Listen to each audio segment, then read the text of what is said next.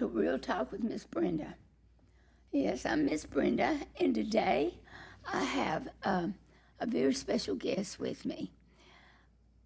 All the people that we talked to have been from the Lovelady Center and have had some kind of issue, and God has used the center and the wonderful staff we have to help them find their purpose and get their lives back. And so this is one of my most special people. She actually had a lot, God used me a lot in her recovery, and I'm so excited about it. Hi, Carmen. Hey, Miss Brenda. It's always so good to see you. You too. I don't see her as much as I used to because, well, why don't I let you tell us, tell a little bit about what happened to you and how you got to the Lovelady Center. Okay, sure. So my journey with addiction started in 2011. It started with prescription opiates. First Lortab and then ultimately Dilaudid. I started having migraines really bad, and my primary care doctor, who I also knew was a family friend, treated me with Lortab at the time. But weren't you a nurse? I was. Yes. And you didn't know you shouldn't have? Well, go ahead. So addiction wasn't taught that much in early, when I went to school for it at least. I hope it is now. So I found out the hard way, what it was like, what detox was like. My first detox was a couple of months in, and it was coming off of Dilaudid, and I thought I had the flu. I thought I was dying. So I'd actually called into work that week telling them I had the flu. But once I had breakthrough pain with my migraines, I would typically go to the ED, and so they would give me Dilaudid there. And then my primary care doctor started prescribing it for me, and before you knew it, I used it to go to sleep, I used it to get up, I used it to function in my day. It was a difficult time. I was married young, had a son very young, just before I graduated nursing school.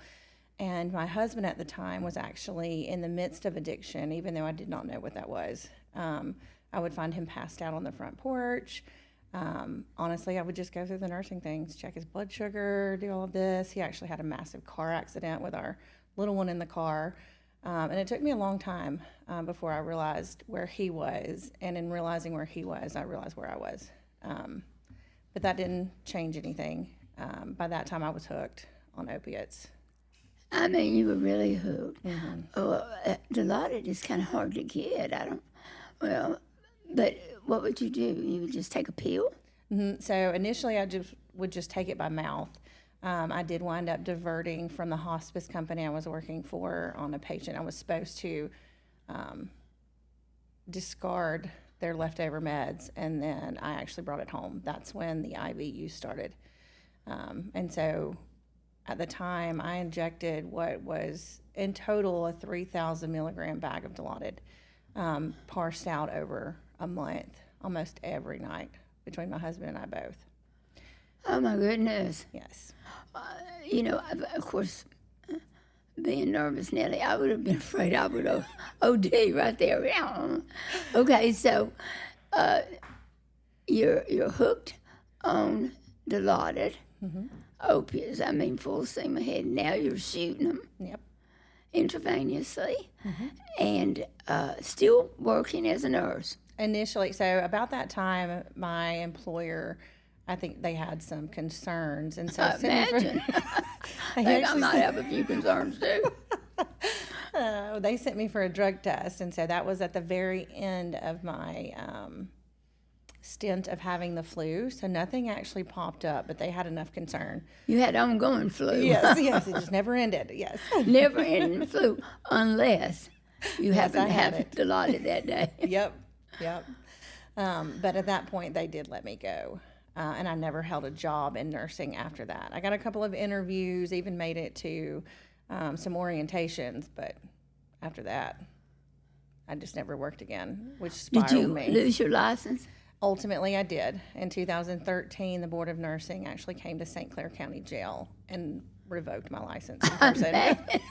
You were in jail. Yes, I was in jail when they came. Mm-hmm. Well, okay. So you got out of jail and you got clean? Always for a little while, but never for long term. Yes. Okay. So did you keep using Dilaudid or did you go to hell? No, I switched to heroin. Dilaudid became more expensive and lasted less and less. Heroin was cheaper and longer acting. So I moved on to heroin. Moved on to heroin. Mm-hmm. Yeah. So were you trying to maintain, and you had your little boy, and you were still married? I was. We were about end of 2011, early 2012. My husband went to jail for robbery in the first. And so after that, he was looking at 20 to life in prison. So what you are telling me, you were a nurse, y'all had a good house, Mm-hmm. kid in daycare, Mm-hmm. everything looked like it was supposed to look. In other words, somebody could be living next door to me like that, and I never know. You'd never know.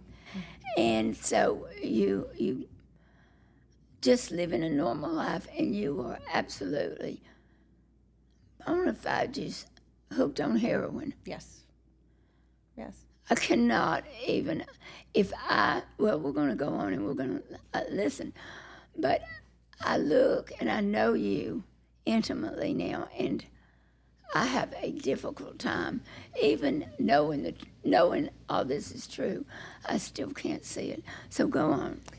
Listen. And you were a daddy's girl. I was. My parents divorced when I was in the 5th grade, and we moved back to Alabama, and were raised with my mom and my grandparents. But this woman had raised with a silver spoon. She had money wasn't an issue in her family. She wasn't from the wrong side of the tracks. Mm-mm. Degree in nursing, a 4-year degree in nursing. Yes. Yes. Okay. I did not have struggles like some others may have had. And I did not have an excuse that could be readily seen as to why I just don't think addiction discriminates. And that, like, I had no idea, even from a medical perspective, I had no idea the risks that were there. And I had no idea what I was into until I was so far in that I could not see the light of day. But after my husband went to prison, it wasn't long after that they arrested me and put me into Shelby County Jail for the first time. And during that time period, my grandfather also passed away. So my family took a pretty hard hit. It wasn't anything they expected, anything they'd ever dealt with as far as addiction goes. So they actually called my dad, who at the time was living in North Carolina, to see if he would come down and help with our son. And he did. And that is the last time that I physically saw him or had custody of him. Last time you saw your son? 2011, early 2012. And you were, in spite of this addiction, I know how much you loved your son. Oh, yes. And your daddy just took him away. I like to say that it was probably at that point, I had lost my husband, I had lost my career, I had lost my son. My grandfather, who was the only father figure I had, was gone. And then at that point, I didn't have a relationship with God. So I didn't really have anything worth living for. But what I did have was something that I could go to that would ease the pain and that would keep me from thinking about how much I had destroyed my life. And heroin became my best friend. Your best friend? Yeah. That's your bestie. Yeah. Nearly killed me. Yeah. Well, I know that your mother told me that a couple of times she thought you were dead. Mm-hmm. I OD'd several times. One time she had the guy that I was with, he'd actually called the ambulance and everything, and either way, they walked away, but he essentially dropped me off and told my mom to come to the front yard and get me. The worst overdose was my final overdose in 2016, and that is, I thought that I was getting heroin. That's when fentanyl had just hit the market, and I actually injected fentanyl, and as awful as it sounds, I fell completely out, off the toilet, pants down, and was not breathing in Walker County. And the guy that I was with came and dropped me off on the porch of the, or the stoop of Walker County ED. And I'll never forget waking up to everything I had cut off of me, spread out across, them trying to revive me. It was the most sobering experience, it was awful. And I'll never forget, they actually woke me up, but I had enough with me that I was so scared that instead of telling them my name, I told them my sister's name, because I knew I had warrants for my arrest in several counties at the time. That's not a way to get your family out of Mormon fuzz. No, I'm sure she wouldn't have appreciated that any. Yes. So you got out of the hospital and got clean. Almost. So that came after. So my overdose came after my stint in prison. How long did you go to prison for? For a year. So when You were in prison for a year. for 1 year. And what was the charge? Possession of a credit card and fraudulent use of a credit card and possession of a controlled substance. They sentenced me to a year and a day, SAP and return. So you had to do that to the door. I had to do that to the door. And then they brought me out on SRP to the Lovelady Center, which is my third time coming in. You had been in and out of the center before when I did. you wanted to do, but you never were serious. No, I felt like I could do a program with my eyes closed. Like I could do what was expected of me. I could walk through the process, but my heart never changed. My expectations of what I would have to do to pull myself out of the hole that I was in was just unrealistic. And so when I would go out and I would try for a little while, and when things didn't go my way, before you knew it, it was either a guy or just life circumstances, and I would turn back to heroin. A lot of people, when they come into the center, many times I expect them to be like that because they feel like a woman will feel like she has the answers and she can do it and she doesn't need us telling her what to do. Where in reality, that's another lie. Yep. A lie that addiction will tell you. So, how'd you get there the last time? The very last time. Granted, this is after SRP. This is after a year in prison. This is after the final overdose on fentanyl. My mom actually picked me up from the hospital after they had told her I was dead. A big overdose? Yes. When she thought you were dead? The family of the guy I was with had called her and told her that I was dead. I had been down for a good 20, 25 minutes before I got there. So, in all honesty, there was no reason I shouldn't be. No, I don't know how you weren't dead. It's only God at that point. No medical reason as to why you would be not breathing. Everybody totally fed up. Your daddy not speaking, you're not seeing your son. Lost everything. Lost your license. Lost it all. Literally. I mean, you didn't have a thing. Nope. But I did have a warrant for escaping the first hanging over my head. That I did, which is looking at 25 to life. Is that when you somehow ended up in the Shelby County, and he sent you to a program, not us. He sent you to the work release. The work release. Yes. And you just walked away and went and got high. I sure did. I'd gone to court and. So you had an escape charge. I did, escaping the first. They released me to walk literally across the street. You got to remember, these people out there don't know anything. We got to tell them just some of this kind of stuff. That's fair. Yes, they had released me to walk across the street and turn myself into work release, which is essentially prison on the street. Yeah, it's prison on the street. You wouldn't go across the street. I was still withdrawing.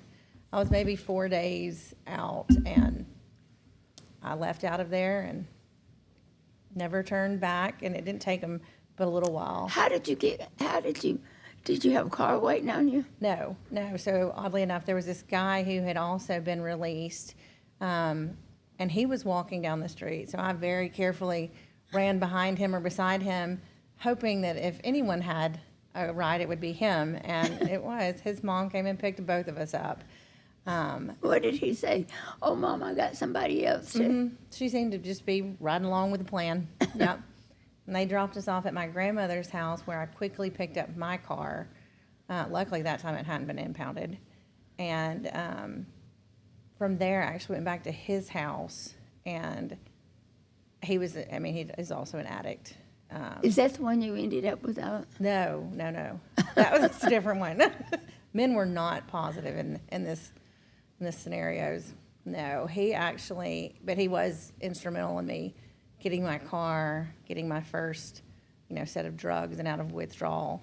And I was with him for probably about a week before I left and went back to the guy that which was my demise. I was with him for the final 3 years, and ultimately the one I was with when I overdosed on the fentanyl. And that big love of your life, when you overdosed on fentanyl, he just threw you out at the door of a hospital, called your mother and said you were dead, and drove off in your car. Yes, and wrecked it Is in that his the right front yard. guy? Yes, the right guy. Totaled it in his front yard. And so your mother went to the hospital and got you. She did. And what did she do? She dropped me off on the front steps of the Lovelady Center. Actually, the 3rd floor, but close enough. Up those steps. She was done that time. She wasn't going to pay for me to be anywhere anymore. She wasn't going to support me. She told me if I was going to do this, I was going to have to do it on my own. And she sat me on the 3rd floor. And I remember you and Melinda coming out, and she had washed her hands. She asked if y'all would take me back. And I remember y'all looking at me and saying, "Will you sit still this time?" At that point, I was broken. That's the least I could do, was sit still. And that time I did, not without help, without a little bit of motivation, but I went through restoration. I tend to motivate. Yes, that was a little bit of a motivator. I remember you looking at me in restoration. We had gone through, I was probably about a month in. One of the girls that you had been really close with, Pat, was up there. And one of the girls, what? That you were really close with, Pat. Oh. Yeah, was up there. And we had gone to your house, because you had all the women in your house at some point through restoration, doing a Bible study. And I'll never forget sitting in your living room, and everybody was going around the room and just talking about just the reality of where we were. Just the recidivism of, if you go back out again, how many times have you been back out? Have you already been to jail or prison? Like, what are your next steps? And I remember you had some tool, and the reality was that I had a less than 1% chance of surviving this, of not spending the rest of my life in prison, or not going out and overdosing for a final time, and that being the legacy that I left. What it is every time someone goes out, they give it a shot, and they go out and they use again and again. Every time it lessens their chance of ever coming out of that deep, dark hole they're in. It takes a lot to climb out of that heroin, horrible black hole. It was an eye-opener, though, because the reality was I was looking at an escape in the first charge that holds a 20 to life sentence. I was already a habitual offender who had been to prison, and I had just overdosed. So the reality was any move I made in those directions would lead to either spending the rest of my life in prison or dying. And I knew that those words were true, and I needed to hear them in those moments. You actually were on the Shelby County paper as most wanted. Remember that? Yes, I was. Most wanted. I was. Shelby County's most wanted. And they actually picked you up at the center again. They did. They picked me up and took me back, and by the grace of God, it doesn't make sense, because if anybody knows anything about Shelby County, they are not lenient in any capacity. But through the works of the center, through a lot of, I know, your hard work, and others working alongside an attorney, they managed to release me into the custody of the Lovelady Center, which makes absolutely no sense at all. Given my history, they had no reason. I had given them nothing to trust me on at all. But so, in my opinion, that was nothing but God. Oh, it was totally God. Yeah. Because it didn't look, with my natural eyes, when I looked at your case, I thought, well, she's gone. And it's coming back. Same. But Same. let's go on. This time, you stayed. This time I stayed. A lot of ups and downs. A lot of ups and downs. I think the game changer for me was having you in my life to the extent that you were. Having me come to your home and humble myself, to have someone feed into me with daily Bible studies, to have someone feed into me with the reality of what life looks like and what a servant's heart looks like, and how to humble myself in a way to just simply say, I surrender, and use me as you will. Didn't matter if it was cleaning toilets or working the back dock of the thrift store, or what I had been was no more. And so at this point, I had somebody who was willing to pour into my life and tell me, number one, that I was worth it. Number two, that they loved me. And number three, that though my past was my past, it didn't define who I was. And having that just changed my world. Well, what happened, we need to tell. What happened is that I watched Carmen from a distance very carefully, because there was something about her I felt that I saw, and there were some things that it was a spell at my home where I have had a lot of surgery on my hips and on my legs, and I did not want to go to a rehabilitation place. Just wasn't who I was. I mean, I think they're great, but I wasn't going. So I brought Carmen into my home to kind of help me. I occasionally do that if I feel like somebody just isn't going to make it. I used to now. We're much too large, so I can't. But I brought her into my home, and she became like my super best friend. And I watched her, and I have never seen anybody with such a strong desire to serve. And I watched her carefully, and I thought, gosh, the nursing profession has lost one of the best people that they could ever have. And I felt so bad for her. So I asked her about her nursing license. Go ahead. At that point, my nursing license had been revoked. And on black and white, I was educated with my bachelor's degree, but I had multiple drug felonies. I was a habitual offender. And I had been fired or let go because of drug diversion. So the way that it looked in black and white is no one would ever give me another opportunity to serve in medicine again. And I wouldn't blame them. But I was praying, and I was praying with her, and I thought, we could get these licenses back. We could get these licenses back. And so I told her, and she says, No. it's not going to happen. Let's give up on that and let's go on. And she laughed, and I said, well, let me see. So made some calls, and we're very, very blessed to have Christ Health Center work with us. And so we called Dr. Regard, and Dr. Regard said, well, I'll give her a start. It'll be low, and it'll be just something in the office. Now, tell us a little bit about this. This is just, my heart just soars when I think about this. Yes. So I started at Christ Health Center. They offered me the job.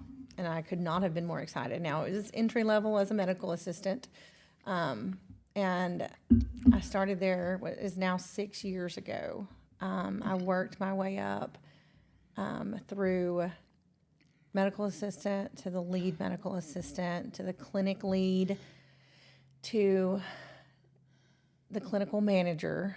And I have had to go through during this entire journey, I've been working to satisfy my court requirements and multiple And they counties. were many. Yes, it took me about 3 years just to satisfy the court requirements that were there, the probations, the finishing out of parole.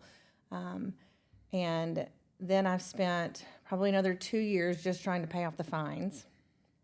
And the last 3 years almost, 2.5, 3, I've been working, I started to work on my application for reinstatement to the Board of Nursing.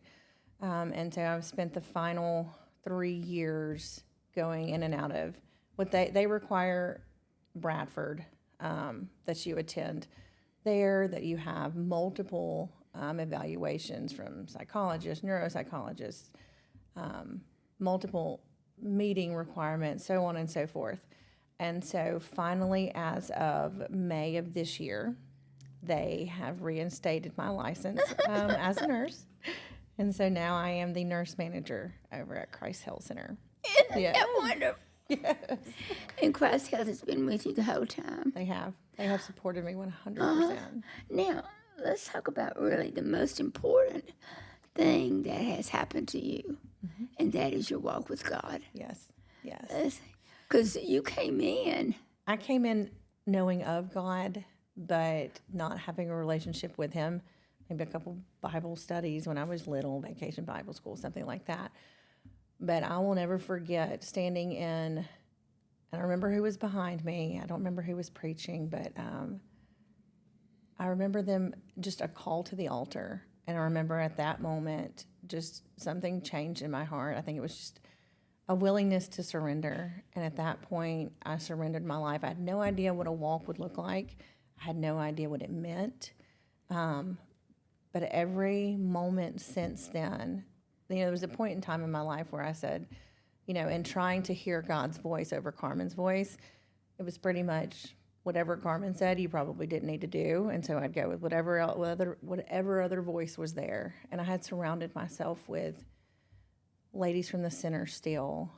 I had surrounded myself with Christ Health Center, and they too, just have this massive walk in faith. And over time, it has just been listening and hearing, surrendering, taking the next step, the next difficult step, and praying that God would make a way, trying to hear His voice and be faithful to a call that isn't my own, but is His, which a lot of times isn't easy, but knowing how to die to myself and open up to Him and how He would have my life be, as difficult as that has been and as hard of a walk that has been at some times, I look back over the last 8 years and know beyond a shadow of a doubt that had it not been for Him guiding my path, there's no way I would be where I am today. I wouldn't. How long did you have to live with me?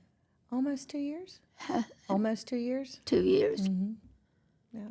Oh, hard 2 years. No, wasn't that bad. Not really. But I know living with me is like 24/7 counseling. It is. It gets old. It had its days. It's hard. It's hard. Very hard, but that's okay. You made it, and I'm just so excited. So now, you have a husband? I do. I'm remarried, and we have a 2.5-year-old little boy. Uh-huh. We have a home that we've bought. I remember you had us write a letter to ourselves, and it was early on about to talk to our future self and to write a list of all the things that we had allowed the devil to take from us. And literally every single thing that is on that piece of paper that I still have today, Now, God what had- did I have you do? Write down everything that you wanted. Yep, everything that I wanted, everything was that I good. had left. We had some need, good I need to do ideas. that today. Go ahead. And just a future letter to ourselves. What would you say to yourself in the future? And inspiring, of course. And it's not, I still have it in a little bitty white and black box that I had when I was still at your house. And everything that is on that list, even the small things like having a bank account again, having an active driver's license, owning a car, everything. Yeah, we had to get your driver's license. We had to get everything. I mean, everything. You had nothing. I came back to the center with a bag in my hand of clothes that had been cut off from the trauma center in Walker County, and their little blue scrubs. I literally came in the doors with nothing, which was a good thing. I guess looking back, I didn't have anything to hold on to except the remembrance of what that overdose was like. And I held on to that bag for almost a year just to remind myself. Got before I didn't want baptized to go at the back. center. Got baptized at the center. Yeah. And I mean, you just have the whole walk. You've just completely been reborn. And that's what Jesus does for us. But we have to be willing to let him, and pride and all kinds of things get in the way. You had absolutely no pride. no, not the final time. I will say, the last thing, you were the most humble I've ever seen. I mean, it was just, I guess you had lost it all. I had. Now, you've got everything except for My son, my oldest son, your oldest son. Do you still long for him? 100%. 100%. That is something Dad I never let you near him. And that daddy's girl. I think I was traded in for my son. And that's still something that I have a difficulty with. It's a pain that I know that he feels or is going to feel. Do what? I said the pain that I have now being away from my father and him, I know is a pain that ultimately my son feels being estranged from his parents. I know he's going to have questions that I can't answer. And I place that in God's hands to the best of my ability, that when the time comes and he's old enough and able to find us, that I will hopefully be able to answer those questions. Do you for him. ever talk to your dad? On occasion, through a text here or there, mostly to see if, he'll allow me to send Brennan a Christmas or birthday present or see how he's doing overall. Does he let you send him presents? Yes, on occasion. Do you talk to him? Maybe for a minute or two, but it feels like strangers. I think he's calling just to say thank you, which is wonderful, but the relationship isn't there anymore. Your daddy will never let you have it. No. He doesn't forgive me.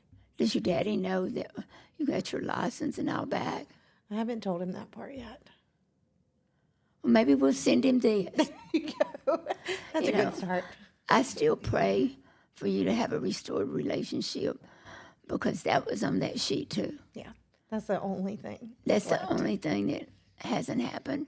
But you know what? We serve such a big God. And right when we think it's hopeless, It's all in his time. look what he does. I know. He is there. Maybe not the way we want him to be, but he is there. Look at the miracles in your life, Just massive. And without question, and I measure you by every nurse in the hospitals when I'm there, and there has not been a nurse that is better than you. You are the most fantastic nurse, and you have such a touch. It would have been an atrocity for you not to get those licenses back. It would have been something that the medical profession would need. It needs you. I need it. And I'm so thankful that you have been restored.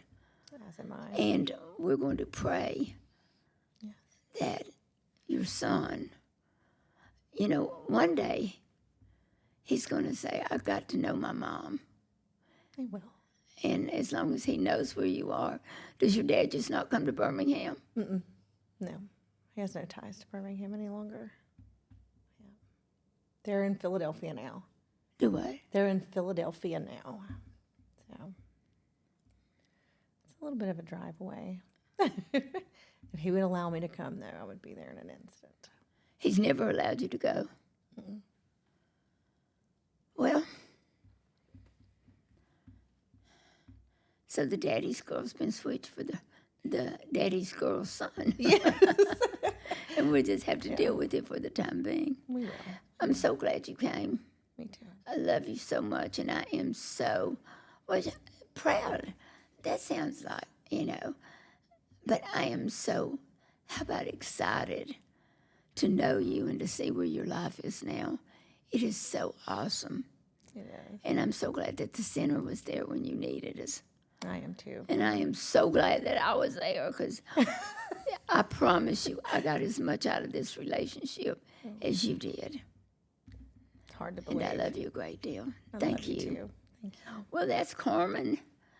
And I'm so glad you got to hear her story. It's just so phenomenal. And if God will do that for her, he'll do it for you too. You just have to allow him to. You have to get yourself to a place where you sit down and just listen. Be still and know that I am God. Is what you have to do. Thank you so much.